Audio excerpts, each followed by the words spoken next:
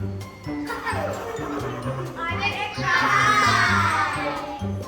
से हाथ नहीं पैर मिलाओ.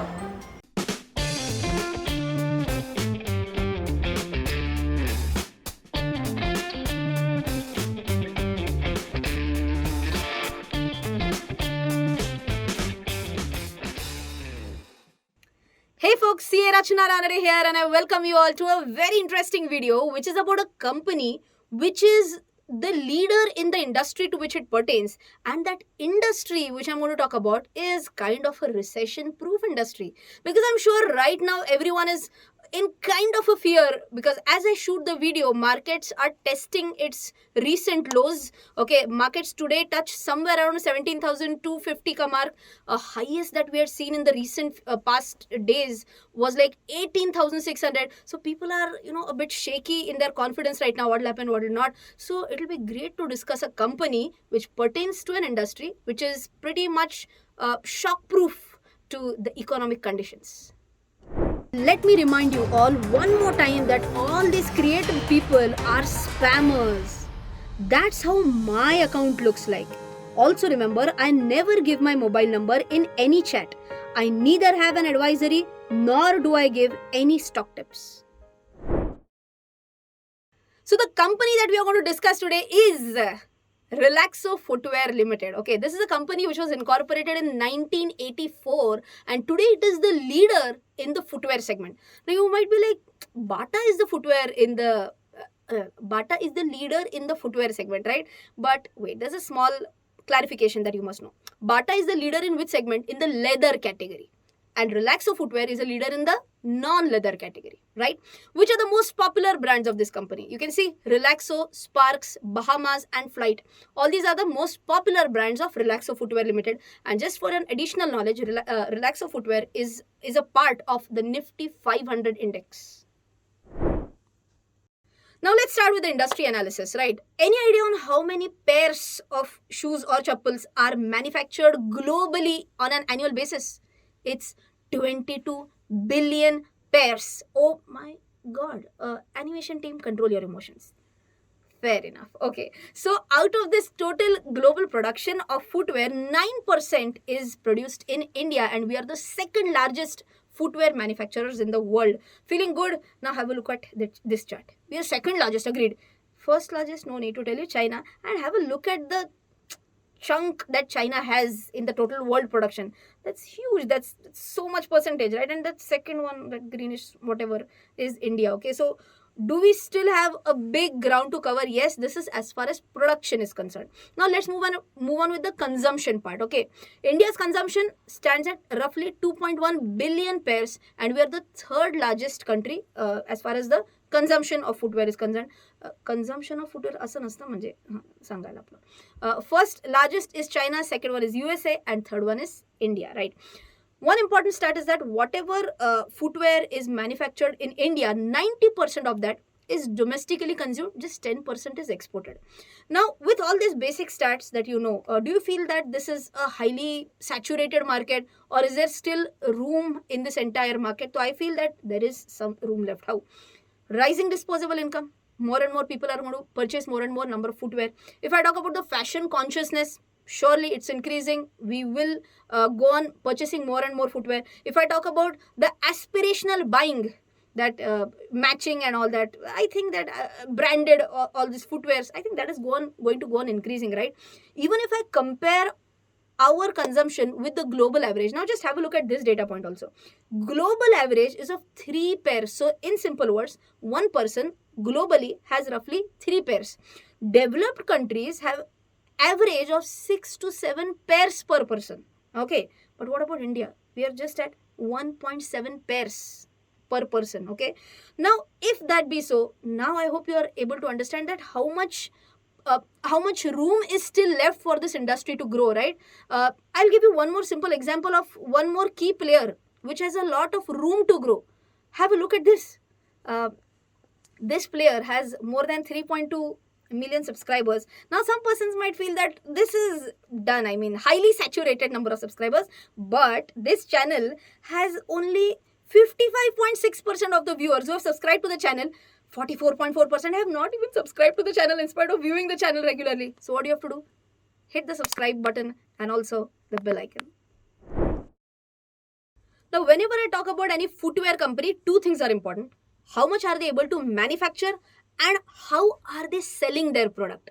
If I'm talking about selling their product, it could be either through offline or through online markets, right? So first let's focus on manufacturing. Here you can see they have so many manufacturing facilities, roughly 8 manufacturing facilities they have, and currently they are able to manufacture or produce 7.5 lakhs pairs per day. But wait, when I read their recent quarterly report, in that it was very clearly mentioned that they have commissioned an additional capacity of 2.5 lakhs pairs per day of footwear at units located in Bhiwadi, which is Rajasthan. Now, what will happen because of this additional capacity? Let's understand.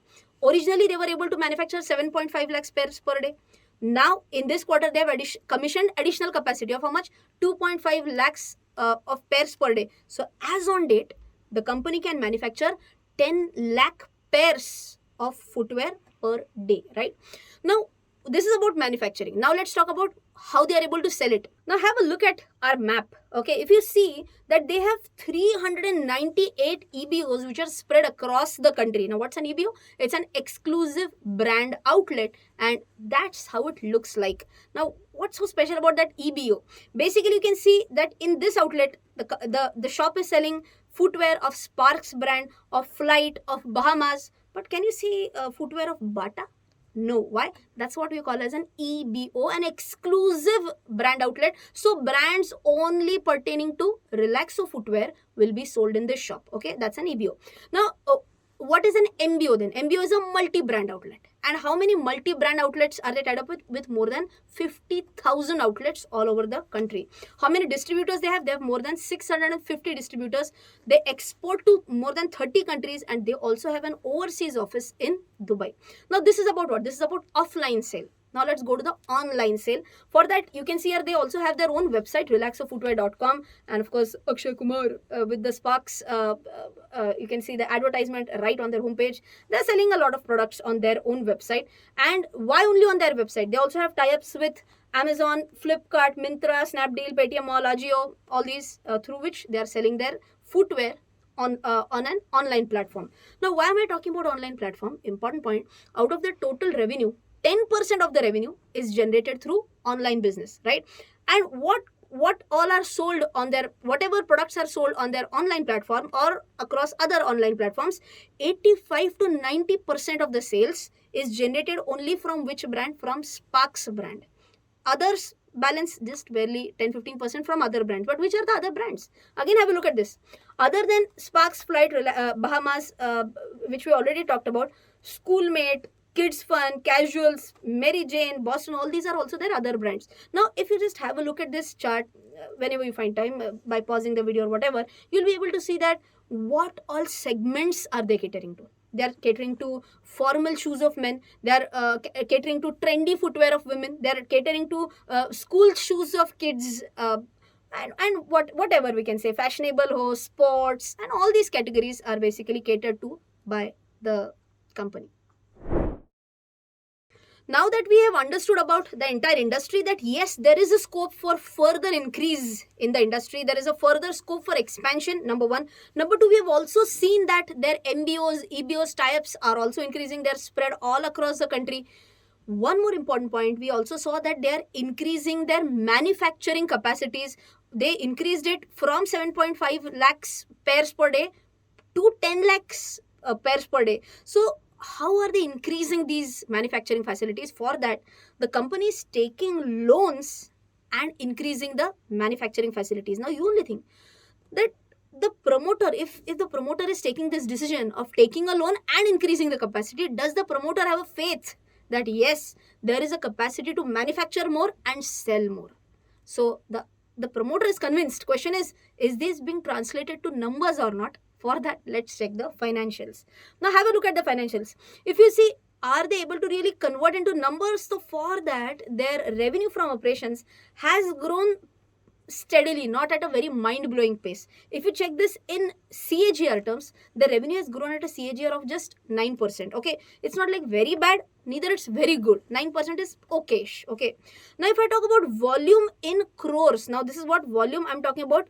Chappals, or I can say footwear. How many footwears were sold? For that, you can see that the CAGR again obviously has to be 9%. The previous one was about in rupee terms. This is about in number of pairs terms, right? Now, if I move on to EBITDA, so EBITDA has grown from 231 to 495. What rupees? Rupees in crores. Oh, by the way, revenue that I talked about, that was also in rupees crores, right? So what is the growth here? Growth is 21% CAGR. Now, revenue grew at 9% CAGR, but EBITDA grew at 21% CAGR. That's a very good sign, right? Now, let's talk about EBITDA in percentage terms. If I talk about financial year 17, EBITDA was at 14%. But if you see financial year 21, EBITDA now has grown to 21% level. So again, a good sign. If I go on to the PAT figures, PAT has increased from 120 crores to 292 crores from financial year 17 to 21. And this growth is also at a 25% CAGR. Now let's have a quick consolidated view. Revenue grew at what? 9% CAGR. EBITDA grew at 21% CAGR. And PAT is growing at 25% CAGR. All in all, I can say that even if revenues might not have grown at a great pace, but I think they're good. I mean, they're good at controlling the costs and finally giving a good justice to the bottom line. What about PAT in percentage terms? PAT percentage was around 7.3% and has grown up to 12.4%. Let's have a look at ROCE and ROE figures. ROCE is again great at 28.5%. ROE is comparatively lower at 20.5%, but still not bad, right? And even if you have a comparative of last 5 years of ROCE as well as ROE, it's almost above 25 continuously for ROCE, and for ROE also continuously above 18%. So still not a bad sign at all, right? If I go on with the last two ratios, net debt to equity is the first one, and last one is interest coverage ratio. The first one is net debt to equity. Here you can see it has continuously gone down from 0.2 to 0. So net, they're as good as net debt free. Is there a difference between debt free and net debt free? Obviously yes. And so just to quickly give you an explanation, let's say 100 rupees of loan they have and 120 of cash. So are they net debt free? Yes. But are they debt free? No, because they do have an 100 rupees debt, right? And if I'm talking about interest coverage ratio, that has dramatically fallen down from 39.8 levels to 18.3 and now at 23.9. But why did this happen? Why has the interest coverage ratio gone down? For that, we are going to talk about this one in the next section of the video. Now let's move on to the profit and loss account. If you remember, I was saying that why the interest coverage ratio has gone down a little bit. So for that, I'm taking here to the interest line. So if you see here that in the year 2018 and 19, interest cost was just at 9 crore rupees and it has shot up to 19 crores in 2020, 19 crores again stabilized in 2021. TTM, it has slightly cooled off till 17. Okay, 17 crores. So if you see that the operating profit is going up, agreed, but interest cost has also gone up drastically. That is the reason why you can see that the interest coverage ratio was not showing a great picture. Okay, but is that like very risky for the company or something like that? Answer is no. It's still a manageable one, right? Now if you move on to the balance sheet, you can see that even share capital has increased from 6 crore to 12 crore to 25 crore. Now how come this has happened? So for that, if I take you to Money Control website, wherein you can see the corporate actions, you can see bonus. Company has given a bonus in 2015 in the year of in the ratio of 1:1. In 2019 also it has given bonus in the ratio of 1:1. There was a split in 2013 when the split was from 5 to 1. So if a person had one share of 5 rupees face value, now the person will have 5 shares of 1 rupee face value. Even if I take you, will this impact the share capital? Answer is no. What will impact share capital? Only bonus. Okay, so I hope this is clear. So split and dividend information, just additional information I'm giving you.